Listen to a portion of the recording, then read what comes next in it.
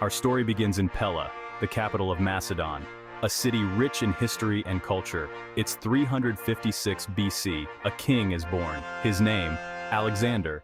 From the very beginning, his birth was surrounded by omens and prophecies of greatness. His father, King Philip II, was a powerful ruler, known for his military prowess and strategic mind. His mother, Olympias, was a woman of fierce ambition and strong will, deeply devoted to the gods and to her son's future. From the start, Alexander was destined for greatness. His upbringing was meticulously planned to prepare him for leadership. Tutored by the great philosopher Aristotle, the young prince excelled in mind and body. Aristotle instilled in him a love for knowledge and a curiosity about the world. He was schooled in philosophy, literature, and warfare, mastering each discipline with remarkable skill and dedication. Legends grew around his strength, courage, and his bond with his horse, Bucephalus, a symbol of his indomitable spirit. At the tender age of 20, Alexander ascended the throne, ready to fulfill his destiny. His father had been assassinated, leaving a power vacuum that many sought to exploit. Ambitious rivals saw an opportunity in the young king. They underestimated him. They were wrong. Alexander swiftly consolidated his power. He ruthlessly crushed rebellions, demonstrating his authority and resolve. He united the Greek city-states under his banner, forging a powerful and cohesive empire. With his kingdom secure, Alexander set his sights eastward, driven by an insatiable ambition. His goal? To conquer the vast Persian Empire, a feat that would etch his name into the annals of history forever. Alexander's military campaigns are legendary, etched in the annals of history as some of the most remarkable feats of warfare. He was a brilliant strategist, a charismatic leader, and a fearless warrior who inspired unwavering loyalty in his men. His army, a well-oiled machine, was fiercely loyal, following him through thick and thin, no matter the challenges they faced. They followed him across rivers and mountains, through harsh terrains and unforgiving climates, driven by their trust in his leadership. They faced down overwhelming odds, never wavering in their resolve, even when outnumbered and outmatched. Their first major clash with the Persians came at the Granicus River, a battle that would set the tone for future encounters.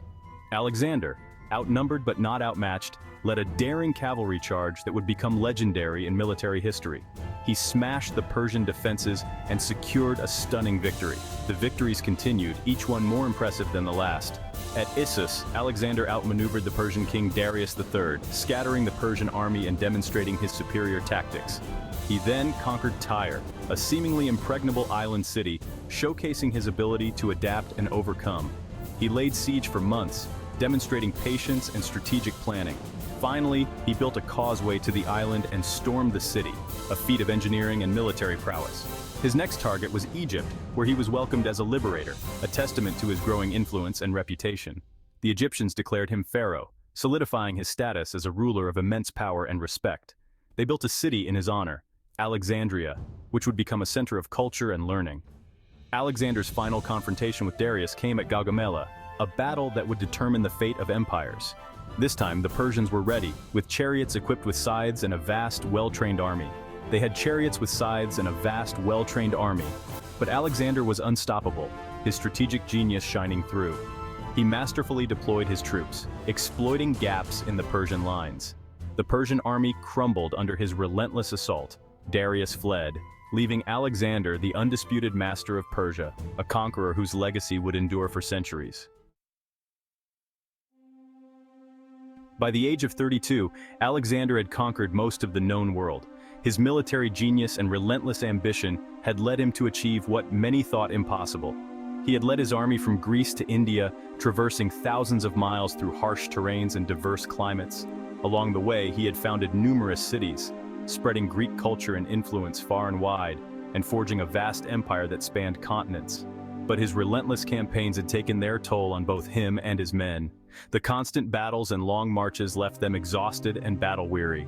Alexander himself had been wounded in battle numerous times, each injury a testament to his bravery and determination. Despite the hardships, he had always pushed himself and his army to their limits, driven by an unyielding desire for conquest and glory.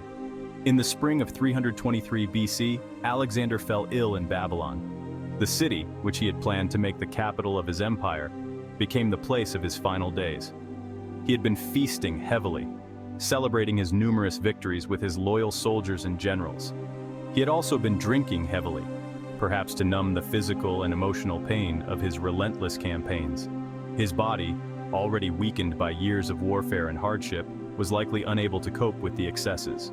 The symptoms were sudden and severe, catching everyone by surprise. He was struck by a high fever, which left him sweating and shivering uncontrollably. He suffered from intense abdominal pain and frequent vomiting. His condition deteriorated rapidly, alarming those around him. As his life ebbed away, his generals gathered at his bedside, anxious and uncertain about the future. They were deeply concerned about who would succeed their great king. The question of succession loomed large. Alexander had no clear heir, leaving a power vacuum that threatened the stability of his empire. The vast empire he had built, a testament to his vision and leadership, was now in jeopardy, its future uncertain and precarious. The traditional explanation for Alexander's death is that he succumbed to a fever. Given the unsanitary conditions of the ancient world, this is certainly plausible. Diseases like malaria, typhoid, and West Nile virus were rampant. These diseases could easily kill even a healthy young man. Alexander had been campaigning in areas known for these diseases. He had been exposed to contaminated water and mosquito bites. His symptoms, including fever, abdominal pain, and vomiting, are consistent with these diseases. Some historians believe he may have contracted malaria during his campaigns in India. Others point to typhoid, a common and deadly disease in the ancient world. It is possible that a combination of these diseases, coupled with his weakened state, proved fatal. While fever is a plausible explanation, the circumstances surrounding Alexander's death are suspicious. The timing, the political turmoil, and the suddenness of his illness all point to the possibility of foul play. Alexander's empire was vast and unwieldy. His generals were ambitious and vying for power. His death, whether accidental or intentional, would benefit many. There were whispers of poison even in ancient times. Poisoning was a common method of assassination in the ancient world. It was often swift, silent, and difficult to detect. Could Alexander, the great conqueror, have been felled by an enemy's hand? If Alexander was indeed poisoned, the list of suspects is long. His court was a viper's nest of ambition and intrigue. One suspect is Antipater, Alexander's regent in Macedon. Antipater had recently been summoned to Babylon by Alexander, possibly to be replaced. Could he have had Alexander poisoned to protect his own position? Another suspect is Olympias, Alexander's own mother.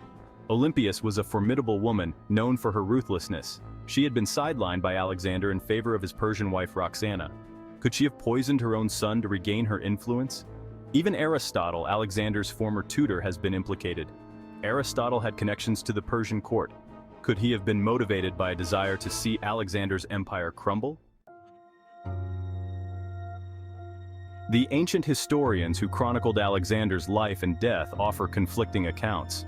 Some, like Plutarch and Arrian, favored the fever theory. They described his symptoms in detail and attributed his death to natural causes. Others, like Diodorus Siculus, hinted at poisoning. They noted the suspicious timing of his death and the rumors that circulated at the time. However, these accounts were written decades, even centuries, after Alexander's death. They are often based on hearsay and secondhand information. They are also colored by the political biases of the authors. The ancient sources, while valuable, do not provide a definitive answer. In recent years, modern medicine has shed new light on the mystery of Alexander's death. Scientists have analyzed ancient texts, re-examined historical evidence, and even conducted forensic investigations. Some experts have proposed alternative diagnoses, such as acute pancreatitis or porphyria. Others have suggested that Alexander may have suffered from typhoid fever, which can cause neurological damage and delirium. However, the evidence remains inconclusive. Without access to Alexander's remains, it is impossible to say for certain what killed him. Alexander's death had a profound impact on the ancient world. His vast empire, stretching from Greece to India, was plunged into chaos. His generals, the Diadochi, fought amongst themselves for control of the fragmented empire. The wars of the Diadochi lasted for decades, devastating the lands Alexander had conquered. The empire was eventually divided into several Hellenistic kingdoms, each ruled by one of Alexander's generals. Alexander's death marked the end of an era. The dream of a united Greco-Persian Empire died with him. The mystery of Alexander's death has captivated historians and armchair detectives for centuries. Was he struck down by disease at the height of his power, or was he the victim of a cunning assassination? The evidence is circumstantial. The theories are numerous. The debate continues to this day. Alexander's life and death are a reminder that even the greatest of conquerors are mortal. They are also a testament to the enduring power of mystery. So, what really killed Alexander the Great? Was it a cruel twist of fate, a deadly disease lurking in the shadows? Or was it the hand of an ambitious rival, eager to claim his power? We've explored the evidence. We've weighed the possibilities. Now it's up to you to decide. The mystery of Alexander's death is a puzzle with no easy answers. But that's what makes it so fascinating. It forces us to confront the limits of our knowledge. It reminds us that history is not a fixed narrative but an ongoing conversation. So, delve into the evidence, explore the theories, and draw your own conclusions. The mystery of Alexander's death is waiting to be unraveled.